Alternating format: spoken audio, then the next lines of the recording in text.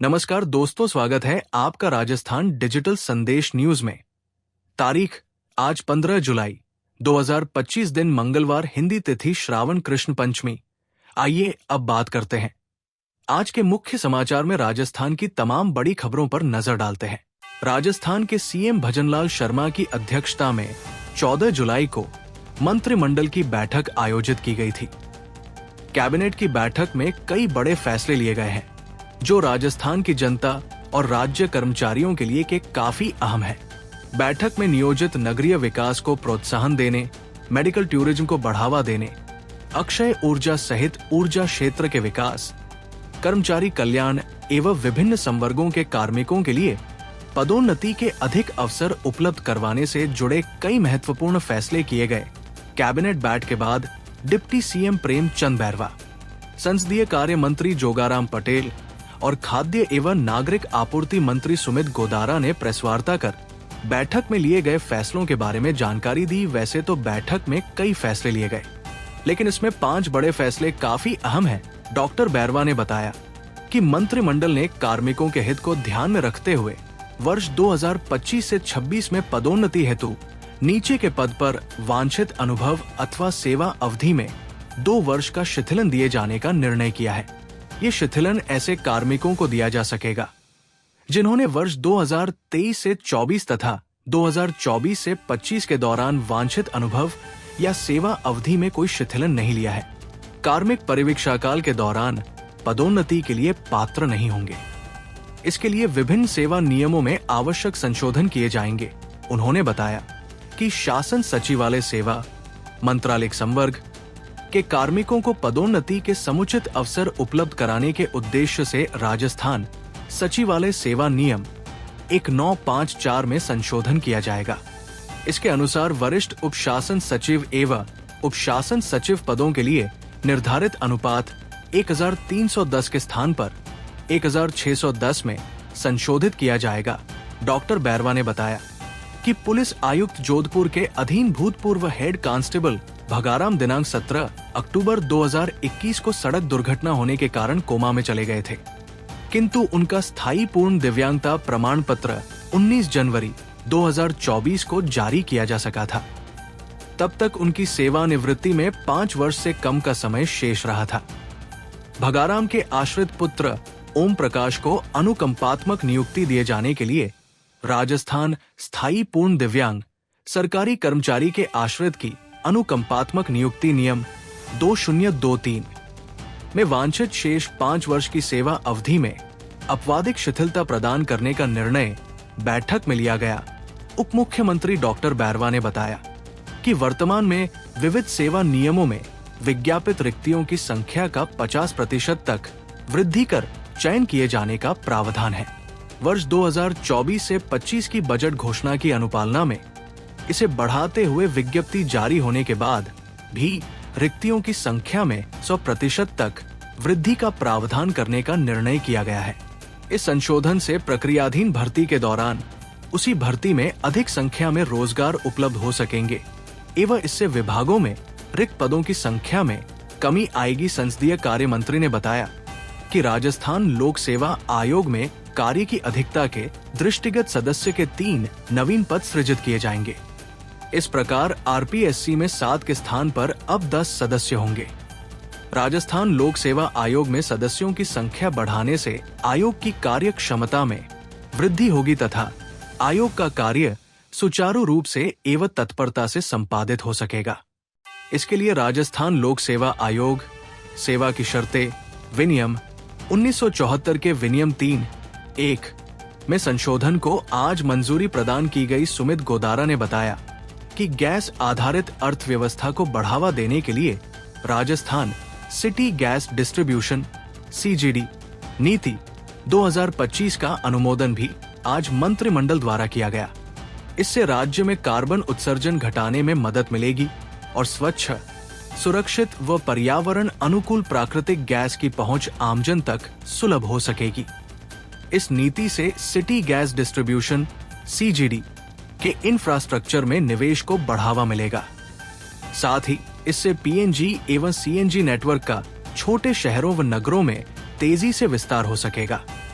इस नीति में सिटी गैस डिस्ट्रीब्यूशन कंपनियों के लिए अनुमति, भूमि आवंटन एवं अनुमोदन की प्रक्रिया को समयबद्ध एवं सरल बनाया गया है। इसके लिए CGD पोर्टल भी विकसित किया जाएगा। ये नीति 31 मार्च 2029 तक अथवा अन्य नीति लागू होने तक प्रभावी रहेगी। इसके अलावा टाउनशिप पॉलिसी 2024 का अनुमोदन, परिवर्तित पदनाम एवं नवीन पद सेवा नियम, शिक्षक के CS हेतु रिफ्रेशर कोर्स की छूट, राजस्थान एकीकृत स्वच्छ ऊर्जा नीति 2024 में संशोधन, RUHS, अधिनियम 2005 में संशोधन के लिए अध्यादेश और महाविद्यालयों का नाम परिवर्तन जैसे फैसले भी लिए गए हैं। राजस्थान के झालावाड़ जिले में सोमवार को एक दुखद सड़क हादसे ने सभी को झकझोर कर रख दिया, जहां शहर की अग्रसेन कॉलोनी के रहने वाले 40 वर्षीय आर्मी जवान जितेंद्र सिंह हाड़ा की पनवाड़ क्षेत्र में एक हादसे में जान चली गई। ये हादसा उस समय हुआ जब जितेंद्र अपनी कार से डूंगरपुर गांव से झालावाड़ लौट रहे थे। परिजन लोकेश सिंह ने बताया कि जितेंद्र छुट्टियों पर अपने घर झालावाड़ आए थे। वो डूंगरपुर गांव में किसी से मिलने गए थे। दोपहर में लौटते समय पनवाड़ थाना क्षेत्र के बोर के भेरुजी के पास उनकी कार एक जानवर को बचाने के चक्कर में अनियंत्रित होकर पुलिया से टकरा गई। हादसे के बाद वहां से गुजर रहे ग्रामीणों ने कार के पीछे लिखा डूंगरपुर देखकर परिजनों को सूचना दी। परिजन तुरंत मौके पर पहुंचे और जितेंद्र को एम्बुलेंस से झालावाड़ अस्पताल ले गए, लेकिन डॉक्टरों ने जांच के बाद उन्हें मृत घोषित कर दिया। जितेंद्र सिंह हाड़ा 2006 में भारतीय सेना में भर्ती हुए थे। वो जम्मू कश्मीर के पुंछ राजौरी क्षेत्र में तैनात थे। 17 साल की सेवा के बाद वो अगले साल पेंशन के हकदार होने वाले थे। जितेंद्र अपने पीछे 2 बेटों और परिवार को छोड़ गए। कुछ दिन पहले ही 4 जुलाई को उन्होंने अपना 40वां जन्मदिन मनाया था। जितेंद्र की अचानक मृत्यु से उनके परिवार और पूरे क्षेत्र में शोक की लहर है। ग्रामीणों और परिजनों का कहना है कि जितेंद्र एक जिम्मेदार और बहादुर जवान थे। उनकी इस असमय मृत्यु ने सभी को गहरे सदमे में डाल दिया।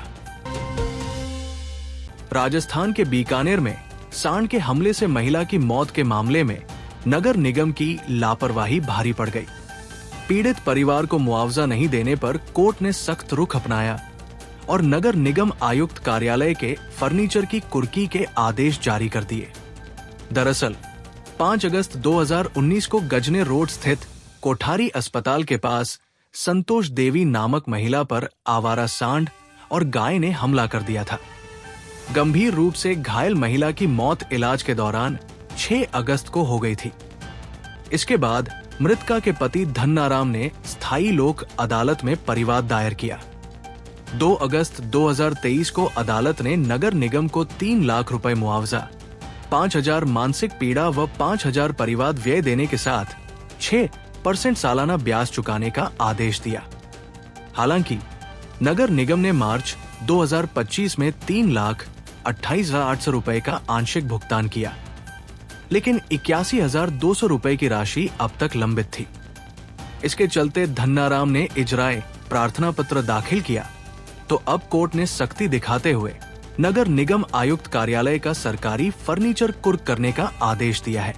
अदालत ने 16 जुलाई तक कुर्की की रिपोर्ट कोर्ट में पेश करने को कहा गया है। हालांकि आदेश के बाद निगम ने शेष भुगतान कर आदेश की पालना की, लेकिन अब मामला शहर भर में चर्चा का विषय बना हुआ है। राजस्थान में लगातार हो रही मानसूनी बारिश लोगों के लिए आफत बन गई है। कोटा में बारिश के बाद पानी के तेज बहाव में कॉलेज की एक छात्रा स्कूटी के साथ बह गई। इसके अलावा निमोद हरिजी गांव में तेज बहाव में 6 लोग बह गए हैं, जिनका अभी तक पता नहीं चल पाया है। इसके अलावा बारिश के बाद जलभराव और बाढ़ को देखते हुए नगर निगम और SDRF की टीम लोगों को रेस्क्यू करने में जुटी हुई है। कोटा में नगर निगम की टीम ने अब तक 2 दर्जन से अधिक लोगों को सुरक्षित स्थान पर पहुंचाया है। जानकारी के अनुसार में पानी के तेज बहाव में स्कूटी के साथ छात्रा के बहने की घटना कोटा के रानपुर इलाके में हुई। बताया गया कि मृतक छात्रा सौम्या पाल कोटा के रेलवे कॉलोनी क्षेत्र की रहने वाली है।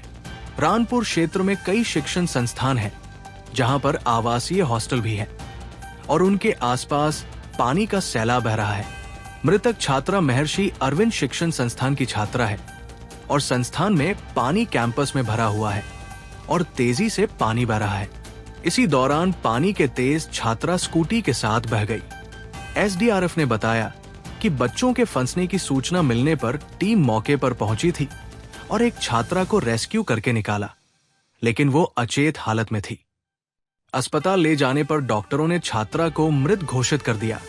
इसके अलावा बारिश के चलते चंबल नदी में उफान आ गया है और इसी तेज बहाव के बीच सुल्तानपुर के पास निमोद हरिजी गांव में तेज बहाव के बीच 7 लोग फंस गए। देखते ही देखते इनमें से 6 लोग पानी के तेज बहाव में बह गए, जिनका अब तक कुछ पता नहीं चल पाया है। मौके पर सुल्तानपुर थाना पुलिस और प्रशासनिक अधिकारी मौजूद है। ग्रामीण चट्टान पर फंसे एक शख्स को बचाने के लिए हेलीकॉप्टर से रेस्क्यू की मांग कर रहे हैं। पानी के बहाव में फंसे युवक तक तेज बहाव के चलते राहत पहुंच पाना संभव नहीं है।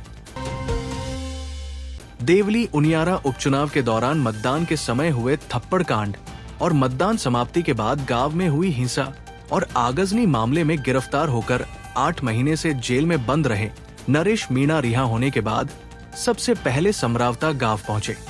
गांव की धरती को नमन कर उन्होंने वहां की जनता का अभिवादन किया। टोंक से समरावता तक सड़कों पर उनके समर्थकों की भारी भीड़ देखने को मिली, जो उनकी एक झलक पाने को बेताब थी। समरावता गांव पहुंचकर नरेश मीणा ने रामायण की चौपाई रघुकुल रीत सदा चली आई, प्राण जाए पर वचन न जाए के माध्यम से अपनी बात शुरू की। उन्होंने कहा कि सनातन परंपराओं के अनुसार किसी का स्वागत अस्वीकार नहीं करना चाहिए, लेकिन न्यायालय के आदेशों का पालन करना उनका धर्म है, इसलिए वे फिलहाल ज्यादा कुछ नहीं कहेंगे और आगे भी न्यायालय की मर्यादा बनाए रखेंगे। गांव की जनता से रूबरू होते हुए नरेश मीणा भावुक नजर आए। उन्होंने कहा, समरावता ने मुझे अपना बेटा माना है और मैं बेटा बनकर ही आया हूं। बेटा हूं और सदा बेटा बनकर ही रहूंगा। उन्होंने मीडिया से बात करते हुए कहा कि वे जनता का विश्वास कभी टूटने नहीं देंगे और हर परिस्थिति में संविधान और कानून के अनुसार चलेंगे। मीडिया से बात करते हुए उन्होंने कहा, मैं आपको जल्द आमंत्रित करूंगा। जितने भी आपके सवाल हैं, जितनी भी आपकी जिज्ञासाएं हैं, सबका जवाब दूंगा। नीली छतरी वाले की कृपा है, उसकी का आशीर्वाद मुझे मिला है। हाल ही में एक सेना का जवान ड्रग्स तस्करी को लेकर दिल्ली से गिरफ्तार किया गया था। सेना से भगोड़ा घोषित किया गया जवान अपनी प्रेमिका के साथ ड्रग्स तस्करी का काम कर रहा था। पैसों के लालच में अपराध के रास्ते पर चलने वाले इस जवान को उसकी प्रेमिका और एक दोस्त के साथ गिरफ्तार किया गया। ये तीनों बाड़मेर जिले से ताल्लुक रखते हैं। वहीं अब बाड़मेर से ही एक और मामला सामने आया है। बाड़मेर की रहने वाली महिला सोशल मीडिया इन्फ्लुएंसर अब ड्रग्स तस्करी के मामले में गिरफ्तार की गई है। ये सोशल मीडिया इन्फ्लुएंसर पैसों के लालच में आकर ही बाड़मेर से एमडी ड्रग लेकर रोडवेज बस के जरिए गुजरात के अलग अलग स्थानों पर सप्लाई कर रही थी। वहीं जालोर पुलिस ने महिला को गिरफ्तार कर लिया है। जानकारी के अनुसार जालोर जिले के चितलवाना थाना पुलिस ने बाड़मेर पुलिस के इनपुट पर रोडवेज बस को रोककर महिला भंवरी उर्फ भाविका की तलाशी ली तो उसके बैग से 2 अलग अलग पैकेट में 152 ग्राम एमडी बरामद हुई। पुलिस की प्रारंभिक पूछताछ में भाविका ने बताया कि कुछ समय पहले वो चन्नी नामक महिला के संपर्क में आई थी, जिसने उसे एक ट्रिप ड्रग सप्लाई के 10,000 रुपए का लालच दिया। वो बाड़मेर से पिछले 1 साल से लगातार गुजरात नशे की खेप सप्लाई कर रही थी। बाड़मेर पुलिस को जब इस महिला के ड्रग सप्लाई की खबर मिली तो गांधव के पास नाकाबंदी करवाई, लेकिन उससे पहले ही रोडवेज बस निकल चुकी थी, जिसके बाद बाड़मेर पुलिस ने चितलवाना थाना पुलिस को सूचना दी और चितलवाना थाना पुलिस ने रोडवेज बस को रुकवा कर तलाशी लेकर भाविका उर्फ भंवरी को गिरफ्तार किया है। राजस्थान डिजिटल संदेश ने जब इस पूरे मामले की पड़ताल की तो चौंकाने वाले तथ्य सामने आए। भंवरी को जब पुलिस ने पकड़ा तो उसे इंस्टाग्राम पर 82,000 फॉलोअर्स थे। लेकिन 24 घंटे में ये फॉलो और बढ़कर 87,000 के पार पहुंच गए हैं। और जिस तरीके से युवा ड्रग सप्लाई करने वाले लोगों को रोल मॉडल के रूप में फॉलो कर रहे हैं। राजस्थान में इन दिनों भारी बारिश ने जनजीवन को अस्त व्यस्त कर दिया है। जोधपुर मंडल के लूनी मारवाड़ जंक्शन रेल मार्ग पर पानी भरने और मिट्टी खिसकने से रेल यातायात बुरी तरह प्रभावित हुआ है। उत्तर पश्चिम रेलवे ने यात्रियों की सुविधा और सुरक्षा को ध्यान में रखते हुए कई ट्रेनों को रद्द, मार्ग परिवर्तित या रेगुलेट किया है। जोधपुर मंडल के डीआरएम अनुराग त्रिपाठी ने बताया कि पाली मारवाड़ और बोमादरा स्टेशनों के बीच रेल पटरियों के नीचे मिट्टी बहने से ट्रेनों का संचालन ठप हो गया है। रेल प्रशासन इस मार्ग को जल्द ठीक करने के लिए युद्ध स्तर पर काम कर रहा है। भारी बारिश के कारण रेल यातायात में बाधा आने से 2 ट्रेनों को मारवाड़ जंक्शन पर आंशिक रूप से रद्द किया गया है। ट्रेन नंबर 14,821 जोधपुर साबमती एक्सप्रेस को पाली मारवाड़ स्टेशन पर रद्द कर दिया गया है। वहीं ट्रेन नंबर 14,822 साबमती जोधपुर एक्सप्रेस को मारवाड़ जंक्शन पर शॉर्ट टर्मिनेट किया गया है। यानी ये ट्रेन मारवाड़ जंक्शन से जोधपुर के बीच नहीं चलेगी। रेल मार्ग की खराब स्थिति के कारण कई ट्रेनों को वैकल्पिक मार्गों से चलाया जा रहा है। Train number 20,475 Bikaner Meerut superfast और train number 14,707 Lalgarh Dadar Ranakpur express अब लूनी मारवाड़ जंक्शन महसाणा के बजाय लूनी, समदड़ी, भीलड़ी, पाटन, महसाणा मार्ग से चलेंगी। इसी तरह 12 जुलाई को तिरुवनंतपुरम से रवाना हुई train number 16,312 Thiruvananthapuram Sri Ganganagar Kochuveli express Marwar junction Luni, Jodhpur, Merta road के बजाय मारवाड़ जंक्शन, अजमेर, फुलेरा, मेड़ता बाईपास मार्ग से जाएगी। वही सोमवार को रवाना होने वाली train number 19,223 Sabarmati Jammu Tawi express अपने सामान्य मार्ग महसाण, मारवाड़ जंक्शन, जोधपुर के बजाय पालनपुर, भीलड़ी, समदड़ी, लूनी मार्ग से चलेगी। इसके अलावा train number 14,802 Indore Jodhpur express Ajmer, Marwar junction, Pali, Luni के बजाय अजमेर, फुलेरा, मेड़ता रोड मार्ग से संचालित होगी। रेल मार्ग पर जल भराव के कारण 3 ट्रेनों को रेगुलेट किया गया है। Train number 15,014 Kathgodam Jaisalmer express को हरिपुर स्टेशन पर, जबकि train number 20,496 Hadapsar Jodhpur superfast express और ट्रेन नंबर 11,090 पुणे भगत की कोठी साप्ताहिक एक्सप्रेस को मारवाड़ जंक्शन पर रेगुलेट किया गया है। रेलवे प्रशासन ने प्रभावित रेल मार्ग को जल्द से जल्द ठीक करने के लिए तेजी से काम शुरू कर दिया है। यात्रियों से अपील की गई है कि वे यात्रा से पहले ट्रेनों की स्थिति की जानकारी ले लें ताकि असुविधा से बचा जा सके। जोधपुर कमिश्नरेट के बोरानाडा थाना क्षेत्र में शनिवार देर रात पुलिस की टीम ने फार्म हाउस पर रेड हुई। छापेमारी में जिला क्रिकेट कोषाध्यक्ष भूपेंद्र सिंह भाटी समेत 50 जुआरियों को गिरफ्तार किया।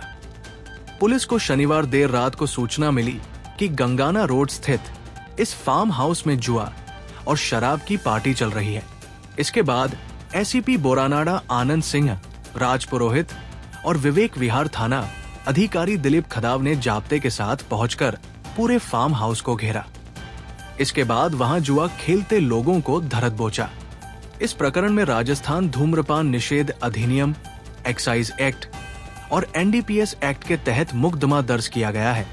विवेक विहार थाना अधिकारी दिलीप खदाव ने बताया कि पुलिस को इसकी सूचना मिली थी।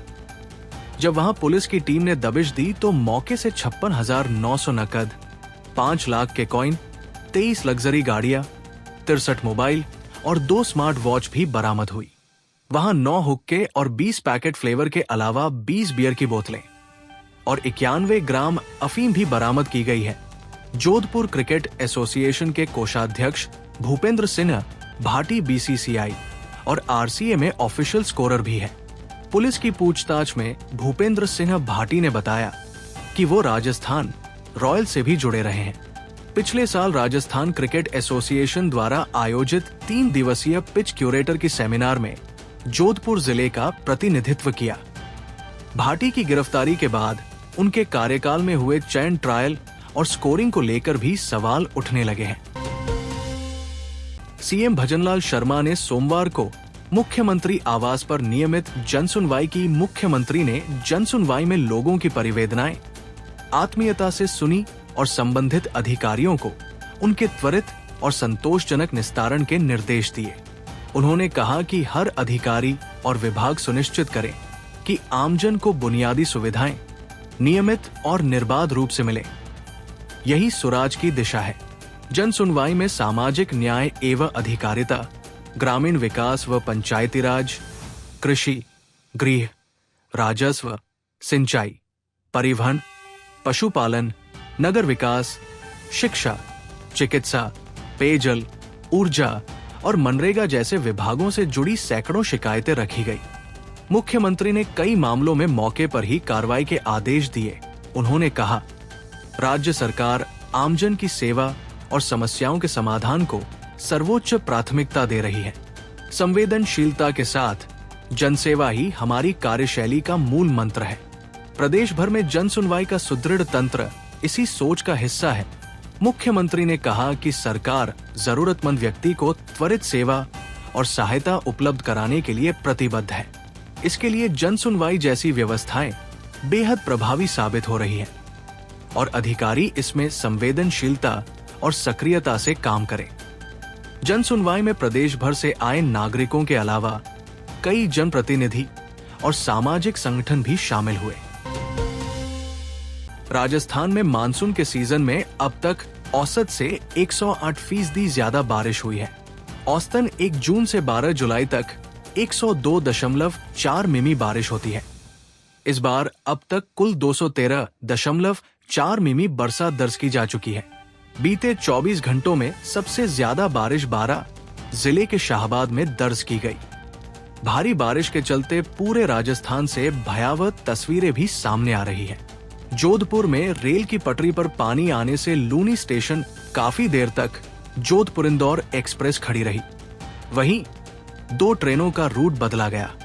जोधपुर और उसके आसपास के क्षेत्रों के लिए भी ऑरेंज अलर्ट जारी किया गया था। लेकिन इस बार सक्रिय मानसून की शुरुआत की बारिश भी लोगों के लिए आफत भरी साबित हो रही है। शहर में चांदपोल क्षेत्र के पास भूतेश्वर वंद खंड की पहाड़ियों में जल भराव के कारण न भोले के भक्तों को परेशानी का सामना करना पड़ रहा है। वहीं उदयपुर में रेलवे अंडरब्रिज में पानी भरने से स्कूली बस फंसी गई। ये मामला मावली तहसील के बोयना गांव का है। इस बस में 15 बच्चे सवार थे। आनंद विद्या भारती स्कूल, डबोक नांदवेल की ये बस नियमित रूप से बच्चों को स्कूल ले जा रही थी। लेकिन जैसे ही वो बोयना रेलवे अंडरब्रिज से गुजरने लगी, अचानक पानी में फंस गई। अंडरब्रिज में बारिश का पानी 5 फीट तक भरा हुआ था, जिससे बस का इंजन बीच में ही बंद हो गया और बस पानी में बंद होकर अटक गई। ग्रामीणों का कहना है कि बारिश होते ही ये अंडरब्रिज तालाब में तब्दील हो जाता है। बार बार शिकायतों के बावजूद प्रशासन द्वारा अब तक कोई स्थायी समाधान नहीं किया गया है। लोगों का आरोप है कि न तो जल निकासी की व्यवस्था की गई है और न ही चेतावनी बोर्ड लगाए गए हैं। लोहागढ़ स्टेडियम के मुख्य द्वार पर बारिश का पानी जमा हो गया है, जिससे खेलने आने वाले खिलाड़ियों को निकलने में परेशानी हो रही है। हर दिन 300 से अधिक खिलाड़ी यहां आते हैं, लेकिन उचित व्यवस्था न होने के चलते काफी परेशान हैं। उन्होंने इस मामले में प्रशासन के रवैये पर सवाल खड़े किए हैं। स्टेडियम में 5 साल पहले 20 करोड़ रुपए के विकास कार्य कराए गए थे, बावजूद इसके ड्रेनेज सिस्टम सही नहीं बना है। वहीं कल रात से कोटा समेत हाड़ौती क्षेत्र में भी मूसलाधार बारिश के चलते जगह जगह जल भराव की तस्वीरें सामने आ रही हैं। कोटा के अनंतपुरा देवली अरब क्षेत्र में जल भराव हो जाने से क्षेत्र के लोग परेशान हो रहे हैं। देवली अरब में संचालित उच्च माध्यमिक विद्यालय परिसर में जल भराव होने से विद्यार्थियों को दूसरे विद्यालय में शिफ्ट करके पढ़ाया जा रहा है।